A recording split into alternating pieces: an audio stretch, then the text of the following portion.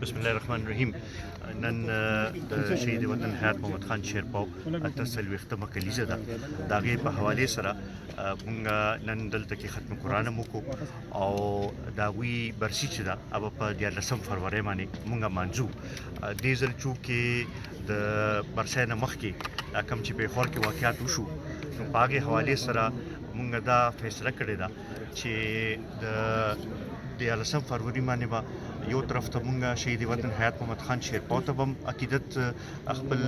پیش کوو به او سره په دغې ورځ باندې د پولیس لاینز چې کوم شهیدان دي دا د هغوی لپاره مونږ منسوب کوو دا برسي، او دې سره د دهشتګردۍ ښکار چې څومره خلک شوي دي هغې ټولو خلکو ته مونږ دا منسوب کوو. مونږ دا ګڼو چې شهید وطن حیات محمد خان شیرپاو د صوبې کې د سیاسي قیادت کې لومړنی د دهشتګردۍ شهید او په دغې حوالې سره چې دې دوران کې چې څومره د دهشتګردۍ واقعات شوي دي، په هغې کې څومره خلک شهیدان شوي دي، نو هغې ټولو خلکو سره مونږ د اظهار همدردۍ اظهار هم په دغې ورځ به کوو به او د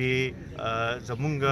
په سیمه باندې د امن راوستلو لپاره به مونږ اواز به هم په دغې ورځ باندې اوچتوو به او دا دې ځل دا برسي مونږ د امن سره منسوب کوو.